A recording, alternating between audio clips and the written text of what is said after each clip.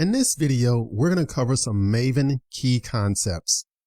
So we'll start with a discussion of the POM file, and then we'll also take a look at project coordinates and how we can use it in our POM file.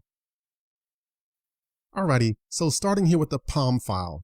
The POM file is your project object model file. This is your configuration file for your project. So this is basically your shopping list for Maven. This is where you tell Maven, hey, we depend on X number of dependencies, go out and find those for us. And this POM file is always located in the root of your Maven project. Now let's look at the POM file structure. So basically you'll have the project metadata, you'll have a list of dependencies, and you'll have a list of plugins. So the project metadata is basically information about your project, like the name of your project, which version number, and also the output file type, like jar file, WAR file, etc. The dependencies basically tell it, hey, this is the list of projects that we depend on. So if you depend on Spring or Hibernate or JSON, you'll list those dependencies there. And then also you'll have a list of plugins. So these are like additional custom tasks to run. So you can use this for generating like JUnit test reports and so on.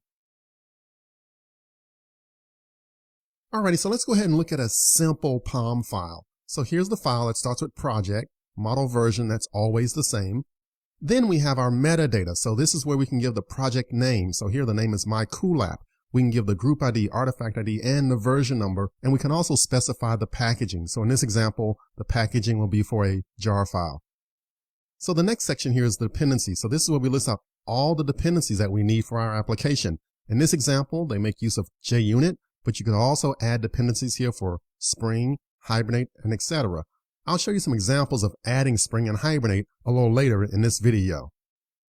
So at the bottom, we can add plugins for customization. So we can add some additional custom tasks, for example, generating JUnit test reports and so on. So let's go ahead and talk about project coordinates. So project coordinates uniquely identify a project. It's similar to GPS coordinates for your house, like the latitude and the longitude.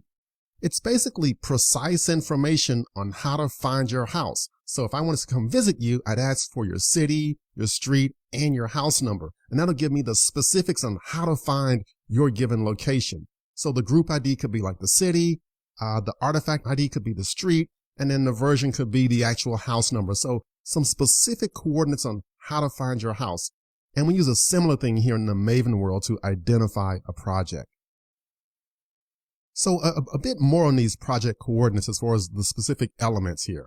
So basically what we'll do is we'll have this group ID. So the group ID is basically the name of your company, group, or organization. The convention that's used is to use the reverse domain name. So in my example, I'll call it com.love2code. It's very similar to the convention that's used for Java package naming.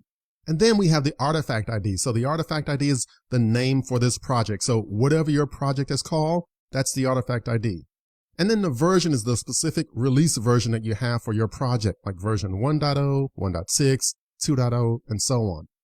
If the project is under active development, then you can use 1.0-snapshot. So snapshot means that this work is still under active development. So let's look at some real examples of project coordinates. So we saw the example up top of our com.love2code example. And let's look at the dependency for the Spring project. Notice here we have the group ID, the artifact ID, and the version.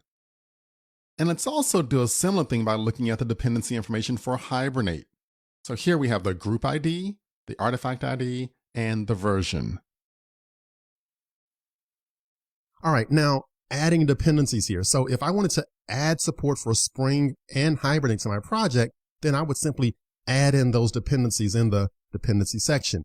So here I have a reference here for the Spring framework, Spring-context, and then also for the org Hibernate, I add in the Hibernate-core. And so this is, again, Maven's shopping list. So Maven will actually go out to the internet and pull down these, the related jar files for this project, and we can use them in our application. All right, so to add a given dependency project, we need the group ID and the artifact ID.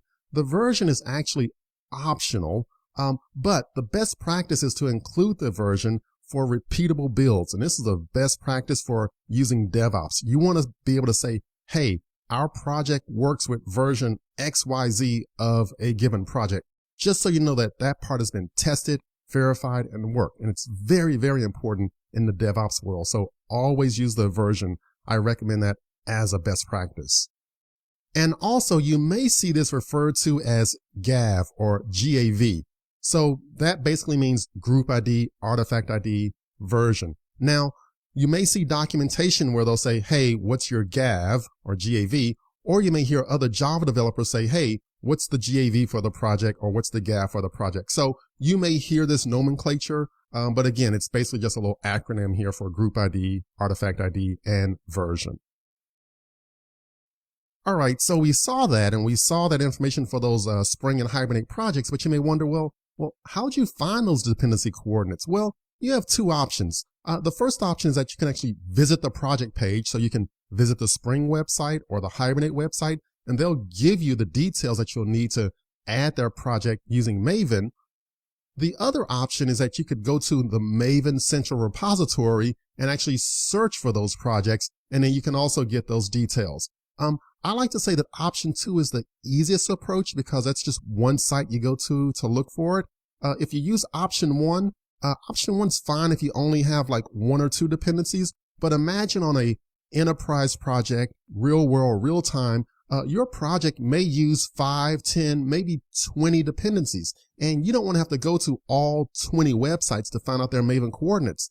Using option 2, you can go to this search.maven.org, you simply type in those dependencies, and you'll get all the information there. So it's kind of like a one-stop shop as far as getting the dependency coordinates.